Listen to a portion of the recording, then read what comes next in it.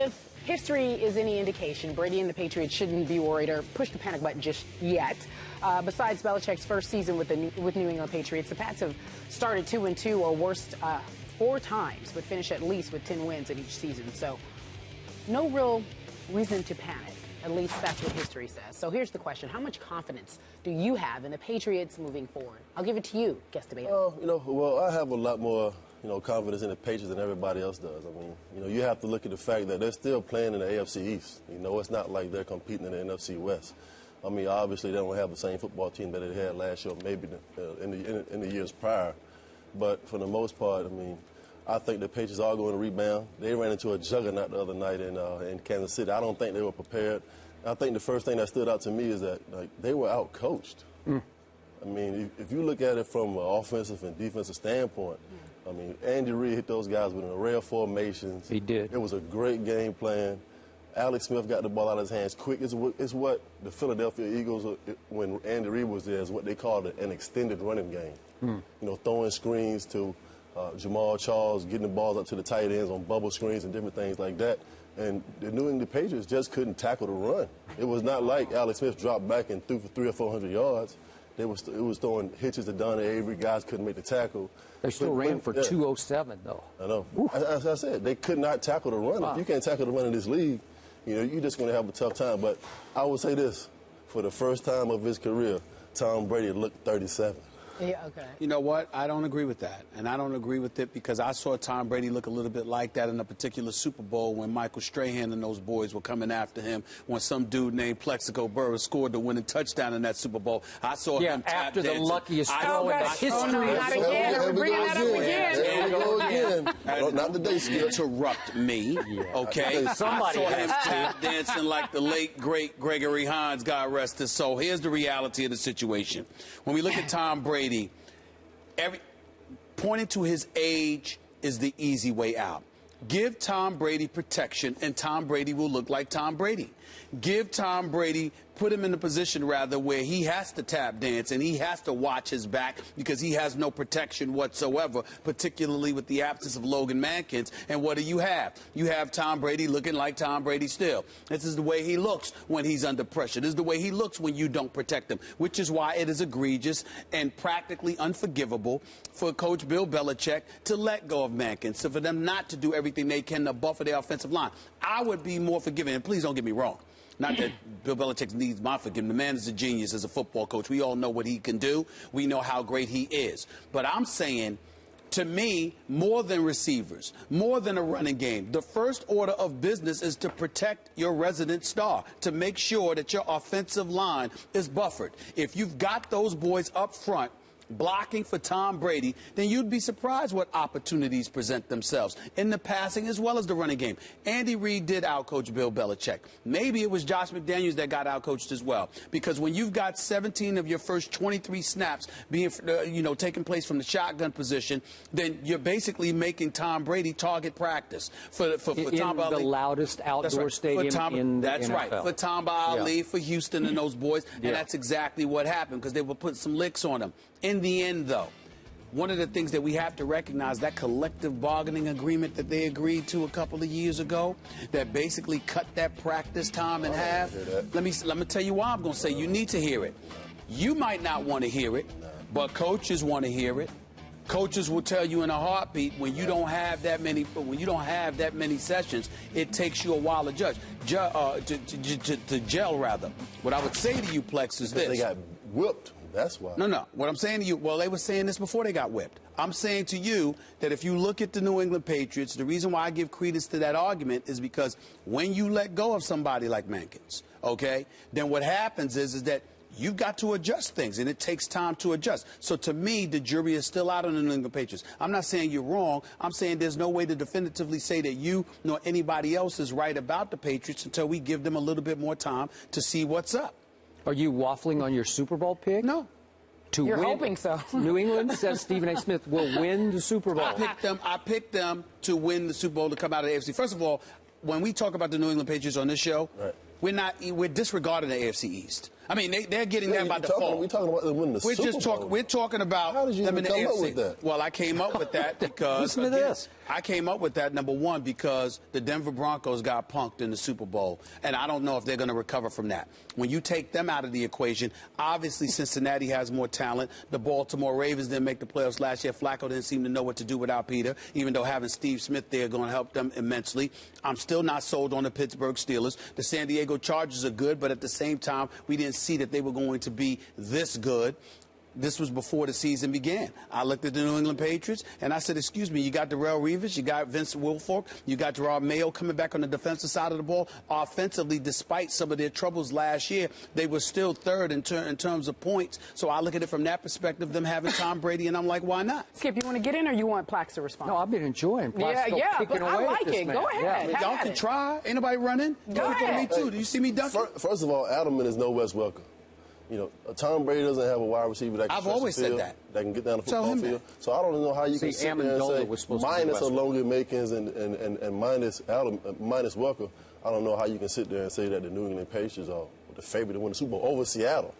No, I didn't say no. I was thinking. You said they're going to win the Super Bowl. Because I'm thinking that Seattle, well, see where I messed up is that I thought New Orleans or San Fran was going to take out Seattle. It's a mess of now. Yeah. I'm not going to take out Seattle.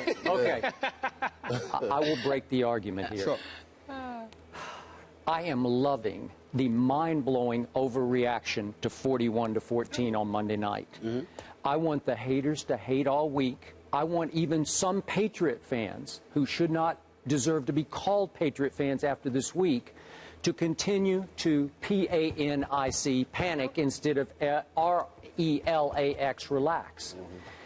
What happened on Monday night is one of those games that happens in your National Football League. It just happened. It's a crazy great league, but every once in a while something happens. You're in the wrong place at the worst time, and I'm not sure the 1985 Bears could have won that game in that outdoor arena where they again set the decibel record on Monday night against that team whose coach was hot, whose quarterback was hot, whose running game was hot, the defense was hot. That's as good a game as you can play. Did they do anything wrong? Obviously, they didn't turn the ball over one time. So does New England have problems? They're not doing one good thing right now. There's not one thing where you can hang your helmet on it and say, we do that. They're showing up to the game. They show up, but I'm not even sure they really showed up mentally to that game.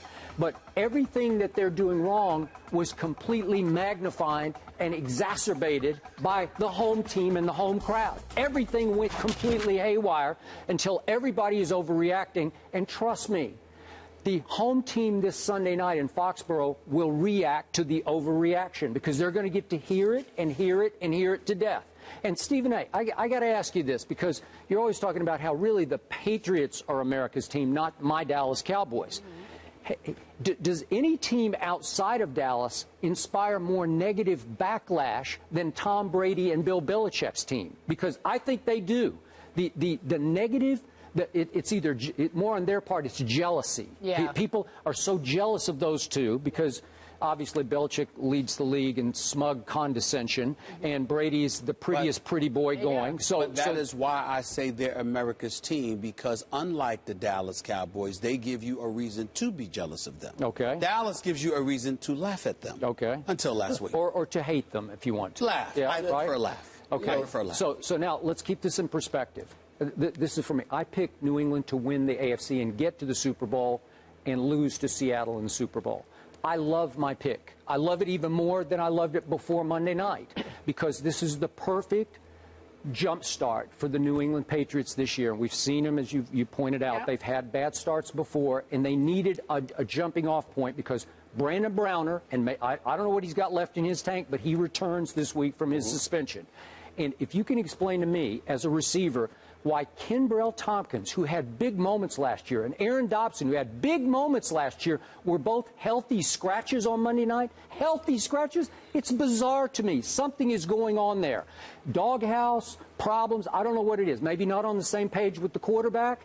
And Danny Amendola and Tom Brady do not invite them right now. They're on the wrong page. There's disrespect going back and forth. They got to figure those things out because the pieces are there to be as good as they were last year. Which is why I justify my pick. But the other thing is, from a critical perspective, what I want to point the finger at Belichick is this. Healthy scratches, you pointed out.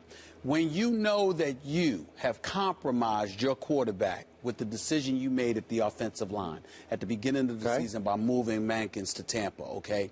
You need those healthy bodies not to be scratched, okay? You also don't need Gronkowski, even though he's not being targeted but so much because he's working himself back into being healthy. You don't need to put him in a position where you could possibly find yourself asking more of him or Edelman, as you pointed out, because he's no Wes Welker. The fact that Bill Belichick has been willing to do that, I blame two people for that. I blame Belichick, but also blame Tom Brady. Because I think one of the things that's frustrating to a receiver, and I know nothing of Kimbrell Tompkins, I know nothing of Aaron Dobson other than what they do on the field. I don't know them personally, never met them, never talked to them, don't know their personalities or whatever. But I'm just guessing. I'm guessing that if you've compromised your offensive line, if you've compromised Tom Brady's safety as a result of that, these guys, you're also compromising his ability to get them the ball. And it wouldn't surprise me at all if down the line I were to learn that they were in Belichick's doghouse because they had the temerity to actually speak up about it. Maybe. And so something like that. Explain that. Layer this for us, the whiteout situation for the Patriots. They just don't have enough playmakers on the outside. I mean, you made a statement to Gronkowski. I mean, they're going to have to ask him to do more.